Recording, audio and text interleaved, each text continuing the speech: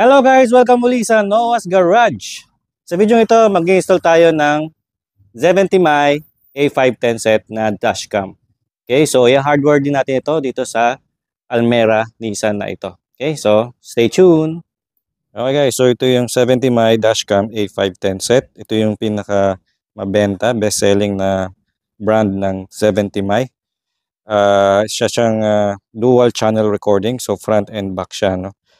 Ang maganda dito, Star-Visto rin yung kanyang sensor, ano. So mga features niya, kita nyo dyan, 1944p with HDR siya. 1944p meaning nasa gitna siya ng 4K tsaka ng Full HD. So malinaw pa rin, ano guys. Meron din siyang application na pwede nyong install sa cellphone nyo. Pwede nyong makita yung mga footage through your app. Tapos may parking surveillance din, built-in GPS and ADAS. So gagamit nyo itong dalawang ito kung gagamit kayo ng hardware, which is meron tayo. Ito. Pero sold separately ito guys, ano.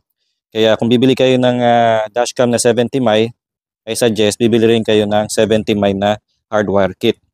Kung napanood nyo yung mga dating videos ko, nag-hardware kit din tayo sa mga dashcam ko. Ang ginawa ko lang dun, universal hardwiring lang ginawa natin dun. So gumamit lang ako ng extension na cigarette lighter para ma-hardware yung mga dashcam ko dati. Pero ito, bago to, no? So ituturo ko sa inyo paano i-hardwire ng tama yung mga ganitong advanced masyado na dashcam. So ito yung mismong dashcam. So makita nyo, maganda yung build niya, quality naman. Tapos naro-rotate yung kanyang front lens. So kapag kinabit nyo to sa sa windshield, madali na lang mag-adjust kasi naro-rotate siya. Sa rear naman, ito siya. Ito yung mahabang cable papunta doon sa rear. Nakakabit yan dito. Okay? Kung wala kayong hardware kit, pwede rin naman gamitin ito. Sa cigarette socket ninyo kakabit. Sasaksak. So this one, kung hindi ako nagkakamali, is for the GPS. So ikinakabit yan. Kung saan nyo man gusto ikabit sa kotse ninyo. Tapos ito yung mga pang hardware kit ninyo. So ito, obviously ground yan, yung black. No? Maghahanap kayo ng grounding point sa inyong sasakyan. Mamaya pakita ko rin sa inyo yan. Ito, ACC.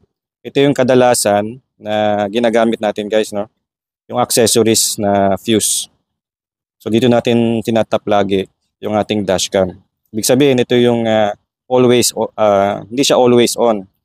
Magkakaroon lang siya ng flow ng current, ng electrical current kapag naka-on yung makina. Okay? Pero paano nyo magagamit yung mga parking sensor kung patay yung dashcam? So dito dito natin magagamit yung VCC. VCC, ibig sabihin, ito yung always on. Ibig sabihin, kahit naka-switch off yung engine, merong electrical current na nagpo-flow doon sa mismong switch o fuse na paglalagyan natin. Sample niyan yung mga room lamp, 'di ba? Kahit naka-off yung ating sasakyan, pag binuksan niyo yung room lamp, yung ilaw sa loob, interior lamp, merong ilaw. So ibig sabihin, always on siya, always siya na merong electrical current. Okay guys, so ito yung loob ng Almera. So yung fuse box niya dito sa loob ay andito, nasa side, ano. Kadalasan mga sasakyan natin nandito sa expander, tsaka dun sa Custom nandyan, tsaka sa Montero. Dito sa Nissan sa gilid, ano. Kasi chinek ko na to no, bago pa gawin yung video. Chinek ko na ito para madali yung pag-video natin. Madali lang naman maintindihan ito. Yan. So dito yan, yung room lamp fuse ito, itong 10 amps na ito. Yung ACC niya, yung accessories tulad ng cigarette lighter natin, ito yan, itong 10. Kapag naka-ACC on yung key natin, meron siyang power. Pero pag naka-switch off, wala siyang power. Okay, so kadalasan dito kinakabit yung mga dashcam. This one, kalagay ACC, accessories. So dito siya. Okay? Kita nyo ba? Yan, dito siya, ACC. Si VCC naman, ibig sabihin, laging on, lagi siyang may kuryente. Dito naman siya. Okay? For example, sa room lamp. Ito yung cooler niya. Tingnan natin yung room lamp. Pull natin yung room lamp. Meron siyang ilaw, no? So, tanggalin natin. Yan. Tanggalin natin. Naka-off na siya. So, ibig sabihin, Meron siyang kuryente. Always on siya. Okay, so balik natin. Meron na siya ulit. Okay? Ngayon, kapag gagamit kayo na ito, hindi pala kasama dun sa, ang tawag dito sa hardware kit, yung piggyback fuse. So, ito yung itsura ng piggyback fuse, no guys? Yan. Piggyback fuse. Okay? So, ito, kakabit nyo ngayon dito sa mga wire na ito. Ngayon, kailangan nyo rin ng mga extra fuses dyan. No?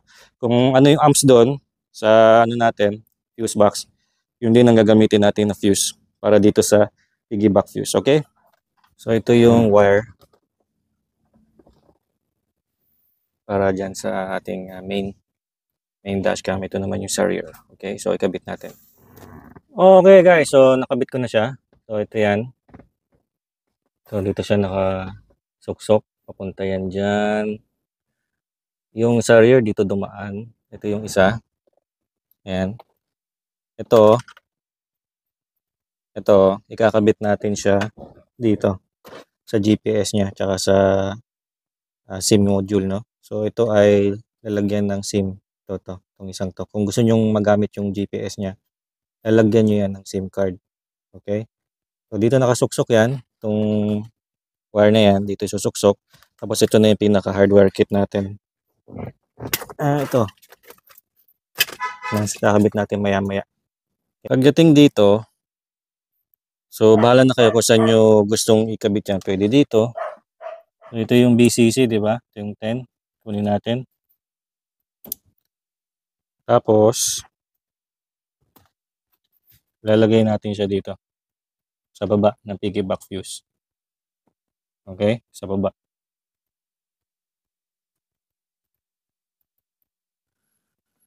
Makita nyo, 10 amps lang yan. So, dapat 10 amps din yung sa taas. Okay? Ang paglagay ninyo, pag ganyan. Okay? Kasi, andito yung draw, andito yung negative. Okay? Dito.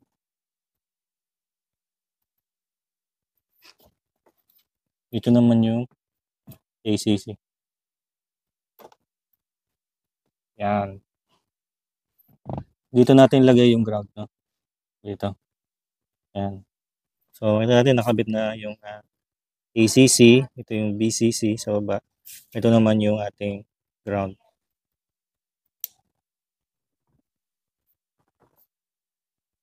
Yan. 70 mAh. Kita nyo ba? Medyo malabo lang. Alright guys, so dito ko lang nilagay.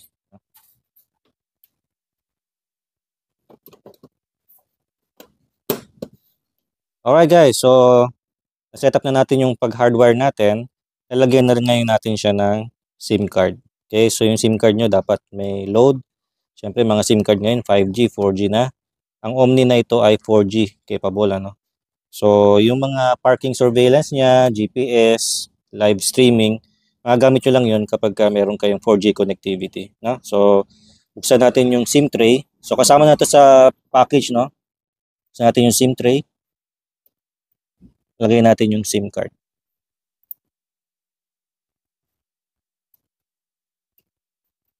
Okay, so yung ating dashcam ay naka-connect na sa ating phone. So ito yan.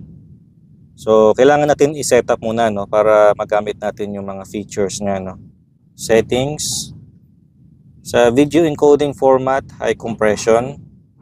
Sa resolution niya 1440 HDR, 2560 1440. Yan ang pipiliin natin.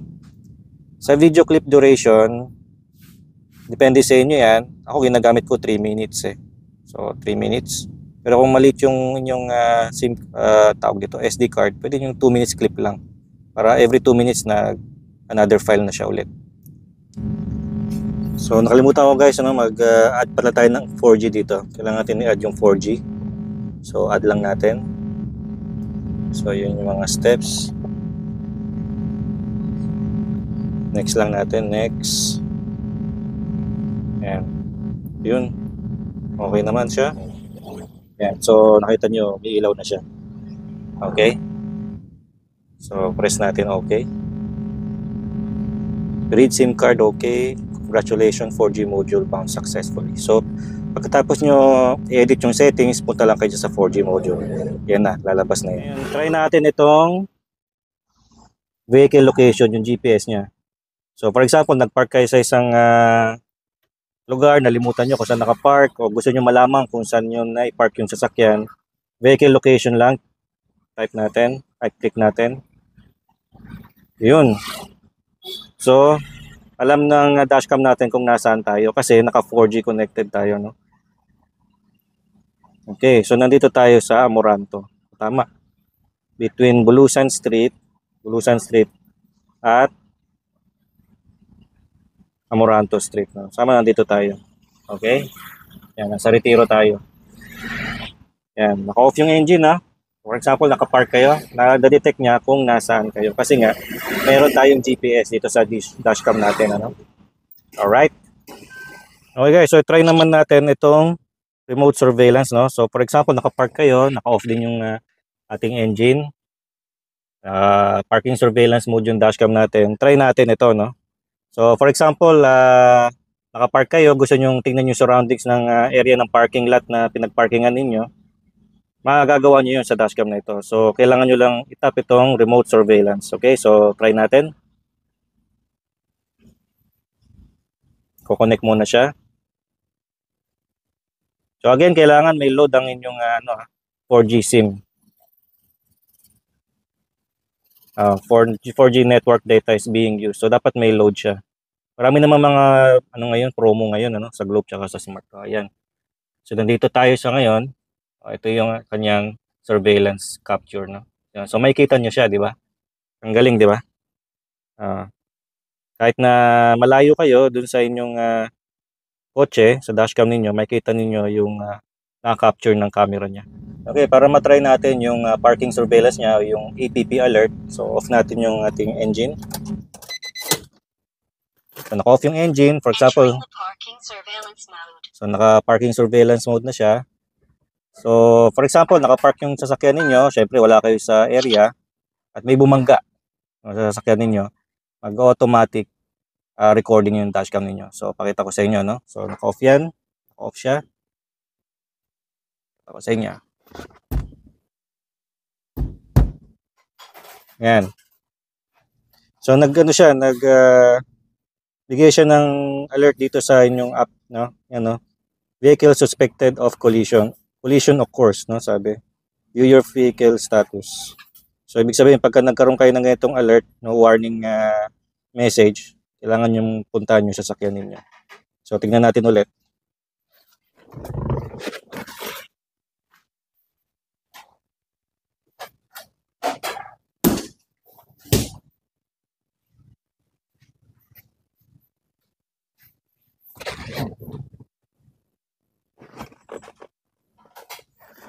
Ayan.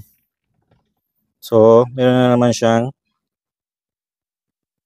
alert dito. Vehicle suspected of collision. Again. Yun, may emergency video tayo. Nakita nyo dyan sa emergency video. Ayan. So, yun, no? So, nag-record siya guys, no? Nandito pala siya sa parking surveillance, no? Wala sa emergency. Nandito sa parking surveillance. Ayan, nandito siya sa 12 p.m., 12 noon. So, tatandaan nyo lang, lagi nyo i-check yung app, no? Yung 70My app. Pag may nakita kayong video alert,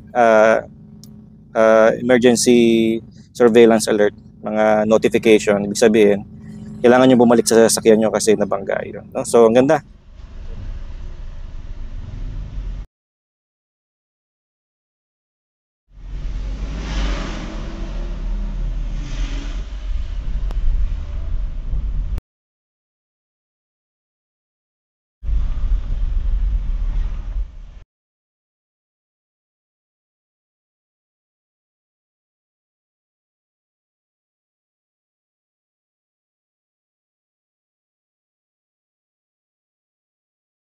Alright, so tapos na natin install ang ating 70My A510 sa ating Nissan Almera. Okay, so nagugustuhan ito ng kaibigan ko. Kita ko sa inyo ulit. Yan. Yan na siya. Malinis yung pagkaka-install natin. Naka-hardware yan dyan. Ito yung likuran. Rear natin. Yan. Malinis na malinis. Alright. Sana nagustuhan ninyo. Kung may tanong kayo kung saan nakakabili ng 70 My A510, A810, lagay ko yung link niyan sa ating description para makabili kayo sa Lazada at sa Shopee. Paki-like itong video na ito at mag-subscribe kayo sa Noah's Garage. Maraming salamat. Sa ulitin.